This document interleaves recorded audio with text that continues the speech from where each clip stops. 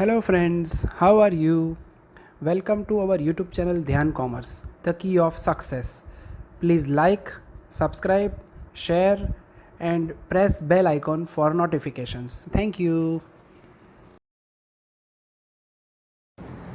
जय माता जी स्टूडेंट्स। बच्चों आगे हम ऑलमोस्ट चैप्टर्स को ऑब्जर्व कर चुके हैं जिसमें कोरिलेशन, देन नेक्स्ट हमने देखा था लीनियर रिग्रेशन। बच्चों याद है हमें कोरिलेशन हमें खाली मेजरमेंट देता है, बताता है कि दो वेरिएबल्स के बीच में क्या रिलेशनशिप है, either it is positive, negative और एब्सेंस। उससे आगे अगर एक कदम बढ़ते हैं तो रिग्रेशन जो है वो हमें हेल्प करता है to estimate the value of dependent variable for the known value of independent variable. ठीक है, तो एस्टिमेशन के लिए यूज होता है रिग्रेशन। बस वैसा ही ये चैप्टर हमारे पास एक और अवेलेबल है जिसमें अगर आपको एस्टिमेशन करना है, ट्रेंड कहेंगे जिसे, लॉन्ग टर्म वेरिएशंस होते हैं हमारी सीरीज के अंदर। Title of the chapter he time series है, यानी अब जो इंडिपेंडेंट वेरिएबल है, जो रिग्रेशन था उसके अंदर इंडिपेंडेंट वेरिएबल बदलते रहते थे। ठीक है, जबकि अब टाइम सीरीज के अंदर it will be based on time, यानी इंडिपेंडेंट वेरिएबल हमारा टाइम से रिलेटेड होगा, यानी ईयर्स हो सकते हैं, मंथ्स हो सकते हैं, वीक्स हो सकते हैं, डेज हो सकते हैं, यानी इंडिपेंडेंट वेरिएबल टाइम से रिलेटेड होगा, उसे हम टी कहेंगे। डिपेंडेंट वेरिएबल कोई भी हो सकता है, चाहे वो प्रोडक्शन हो, कोई भी चीज़ का पॉपुलेशन का डेटा दिया जाए या इंडेक्स नंबर्स दिए जाए, यानी इन शॉर्ट वाई के लिए हम लीनियर ट्रेंड यहाँ पे एस्टिमेट करना चाहेंगे बाय यूजिंग सम कॉन्सेप्ट, यानी कि थोड़ा सा और एक कदम आगे बढ़ना है रिग्रेशन से। मगर यहाँ पे हमारे लिए चेंज क्या हो गया कि इंडिपेंडेंट वेरिएबल जो है वो अब फिक्स है, टाइम जो है वो होगा हमारा इंडिपेंडेंट वेरिएबल, उससे रिलेटेड जो भी डेटा कलेक्ट किया हो। बच्चों याद हो तो, अगर आपको पता हो तो मैंने बताया था भी वैसे ऑफलाइन में भी कि अगर सेंसस पॉपुलेशन कैलकुलेशन हमें पता है हर 10 साल पे होती है इंडिया के अंदर, तो वो 10-10 साल के डेटा का कलेक्शन होता है। 1950s से लेके डेटा कलेक्ट किया हुआ हमारे पास हो, उसे मैं प्रॉपरली टेबल में अरेंज करूं और जो फॉर्मेट रेडी होगा उसे ही हम कहने वाले हैं टाइम सीरीज। ठीक है, तो मीनिंग ऑफ टाइम सीरीज में जाते हैं बच्चों। कहा जाता है the statistical data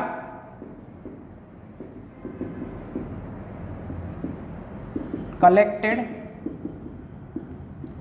at a specific interval of time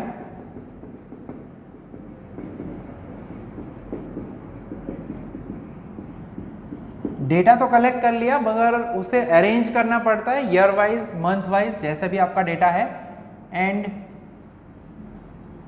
arranged chronologically, then it is called time series. तो उसे बच्चों हम कहते हैं टाइम सीरीज। तो टाइम सीरीज में ज़्यादा कुछ है नहीं, मैंने प्योर एग्जांपल आपको दिया हुआ है, पॉपुलेशन का कह सकते हैं। कोई भी यूनिट्स अगर आप प्रोड्यूस कर रहे हो, प्रोडक्शन है, फैक्ट्री है आपके पास, तो प्रोडक्शन का डेटा भी आप कलेक्ट करते हो डे बाय डे, तो उसे भी अगर हम टेबल फॉर्मेट में अरेंज करते हैं, यानी अगर कहना चाहें in the form of a series, तो टी यानी हमारा टाइम होगा, वाई यानी जो भी आपका वेरिएबल हो, data year wise, month wise, week wise, जैसे भी कलेक्ट करना है। सामने आपका वेरिएबल डिपेंडेंट वेरिएबल होगा, प्रोडक्शन हो सकता है, यानी अगर एग्जांपल कहना है तो फॉर एग्जांपल अगर हम कहना चाहें तो population of a country, of a state, कुछ भी ले सकते हो, हम फिलहाल यहाँ पे ले रहे हैं population of a country, then production of a product. ये जो है बच्चों हम खाली यहाँ पे डिपेंडेंट वेरिएबल लिख रहे हैं, इंडिपेंडेंट वेरिएबल ईयर टाइम के लिए तो आप टाइम में कुछ भी ले सकते हो। ठीक है, यानी उसी तरह से हम कह सकते हैं प्राइस इंडेक्स नंबर। सो ये जो एग्जांपल्स हुए वो टाइम सीरीज से रिलेटेड हुए। ये डेटा हम अरेंज करते हैं पॉपुलेशन का, प्रोडक्शन का या प्राइस इंडेक्स नंबर का, depending on the year, months, whatever, daily भी ले सकते हैं, आवरली भी ले सकते हैं। टाइम सीरीज जो है बच्चों अलग अलग तरह की हो सकती है। ठीक है, जिस टाइप के डेटा का आपको इन्फॉर्मेशन जितनी चाहिए उस हिसाब से हम डेटा को कलेक्ट करते हैं। तो बच्चों ये जो हुआ वो हुआ मीनिंग ऑफ टाइम सीरीज। अब डेफिनेशन भी हमें दी गई है, डेफिनेशन ऑफ टाइम सीरीज। बच्चों जो अभी हमने डिफाइन किया, आई मीन मीनिंग अभी हमने ऑब्जर्व किया प्रॉपरली, अगर डेफिनेशन के बारे में ऑब्जर्व किया जाए तो a time series is a set of observations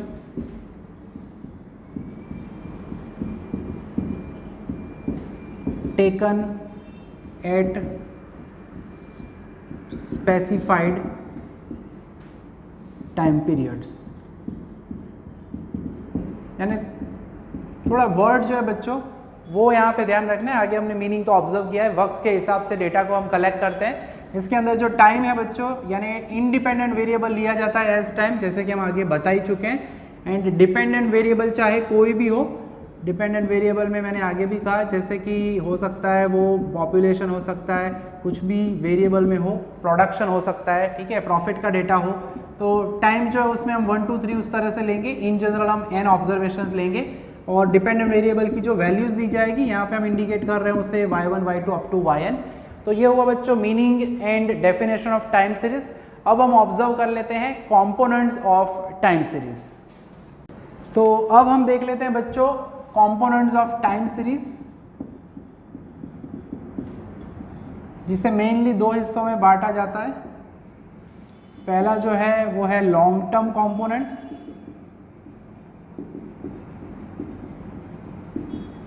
जिसे हम ट्रेंड कहते हैं, और शॉर्ट टर्म कंपोनेंट। अब शॉर्ट टर्म के अंदर बच्चों दो हिस्से हैं। एक कहा जाता है रेगुलर कंपोनेंट,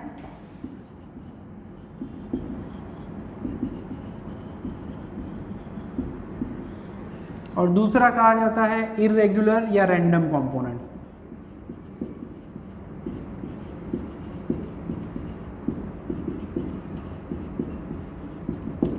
अब यहाँ पे हम अगर बात करते हैं तो रेगुलर के भी दो हिस्से हैं। अल्टीमेटली अगर कहें तो 4 कंपोनेंट्स है। लॉन्ग टर्म कंपोनेंट कह सकते हैं, फिर इरेगुलर कंपोनेंट है। उसके अलावा अगर हम बात करें यहाँ पे तो साइक्लिकल कंपोनेंट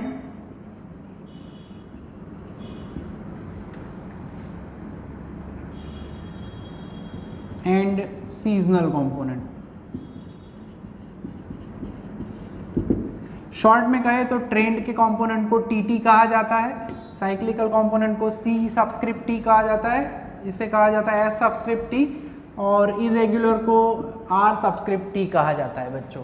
तो लॉन्ग टर्म कंपोनेंट के अंदर मोर देन 4 इयर्स के लिए अगर आप कोई भी सीरीज को ऑब्जर्व करते हो, जैसे कि अगर हम कहते हैं series of price of wheat, कोई भी प्रोडक्ट के अगर आप प्राइस की बात करो तो वो जनरली आप इंक्रीजिंग मोड में देख सकते हो। Number of deaths due to particular disease, तो पर्टिकुलर डिजीज जो है उसके डेथ पुराने ज़माने के मुकाबले इस ज़माने में कम ही होते हैं। तो ट्रेंड जो है इंक्रीजिंग भी हो सकता है, डिक्रीजिंग भी हो सकता है। ज़्यादातर 4-5 साल से ज़्यादा टाइम पीरियड के बारे में अगर हो, वैसे ऑब्जर्वेशंस को हम इंक्लूड करेंगे लॉन्ग टर्म वेरिएशंस यानी ट्रेंड में। शॉर्ट टर्म में बच्चों दो है, regular component and irregular component. Regular में साइक्लिकल वेरिएशन, वैल्यू जो होती है ऑब्जर्वेशन की वापस उसी जगह पे आती है, यानी एक साइकिल बनता है, तो उस टाइप के कंपोनेंट को कहा जाता है। वैसे ऑब्जर्वेशंस, वैसी सीरीज को इंक्लूड किया जाता है साइक्लिकल कंपोनेंट के अंदर। दूसरा है सीजनल कंपोनेंट। अब कुछ ऐसे बिजनेस होते हैं बच्चों जिसके अंदर सीजन इफेक्ट करती है, ठीक है, जैसे कि बारिश की सीजन है तो अम्ब्रेला, रेनकोट, ये सब चीज़ों का सेलिंग बढ़ जाता है, ठीक है। शादी की सीज़न है तो ज्वेलरी जो होती है, ज्वेलरी परचेस करना, गोल्ड परचेस करना, उसका भी जो सेलिंग है वो बढ़ जाता है, ठीक है। तो ये जो भी इंक्रीमेंट डिक्रीमेंट देखा जाता है बच्चों, कंपोनेंट की बात करते हैं तो वो सीज़न के हिसाब से होता है, ठीक है।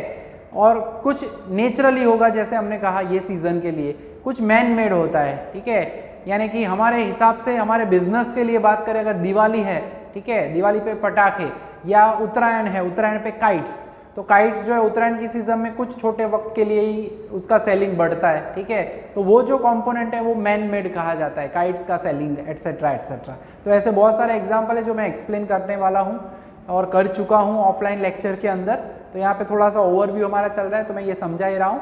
तो सीजनल कंपोनेंट के अंदर एक नेचुरल इंक्रीमेंट डिक्रीमेंट होता है आपके सेलिंग में, दूसरा जो है वो होता है man made, depending on different season of the business हम कहते हैं, ठीक है। तो वो इंक्लूड किया जाता है सीजनल कंपोनेंट के अंदर।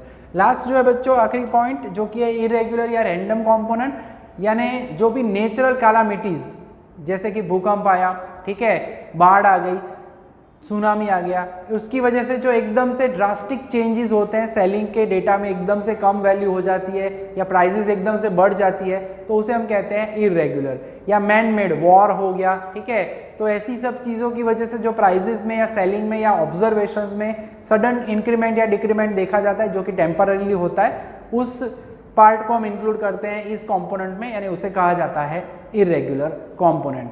तो बच्चों ये सभी कंपोनेंट्स मिला के हमारा एडिटिव मॉडल बनाते हैं। एडिटिव मॉडल को लिखा जाता है observation dependent variable yt is equal to tt plus ct plus s subscript t and rt, जहाँ पे ये बाकी के चारों कौन है वो हम ऑब्जर्वेशन में कह ही चुके हैं। सीजनल कंपोनेंट कहा जाता है, r फॉर रैंडम कंपोनेंट या इरेगुलर कंपोनेंट कहा जाता है, c फॉर साइक्लिकल कंपोनेंट कहा जाता है एंड t फॉर ट्रेंड कहा जाता है। ये इंपॉर्टेंट रहता है, एडिटिव मॉडल भी कहा जाता है ये, ठीक है, ऑफ टाइम सीरीज।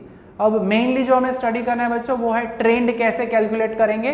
तो ट्रेंड के कैलकुलेशन के लिए हमारे पास 3 मेथड्स है।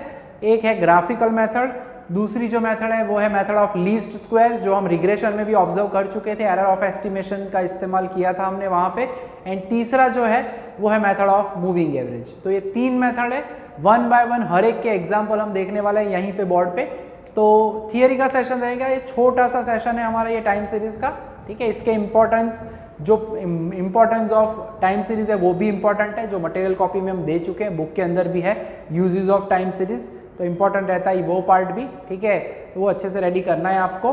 तो ओवरव्यू मैंने थोड़ा सा दे दिया है, बाकी एग्जाम्पल का पार्ट जो है कैलकुलेशन जो है हमें टाइम सीरीज के लिए ट्रेंड जो फिट करनी है, ट्रेंड के लिए लीनियर ट्रेंड का इक्वेशन जो फाइंड करना है, वो पूरा हिस्सा जो है वो नेक्स्ट सेशन में हम 1 बाय 1 देखेंगे।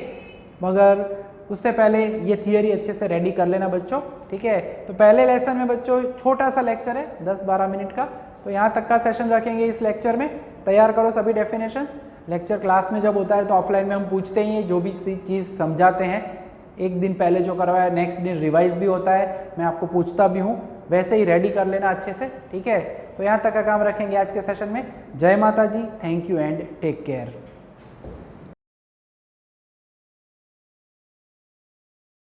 Please like, subscribe, share and press bell icon for notifications.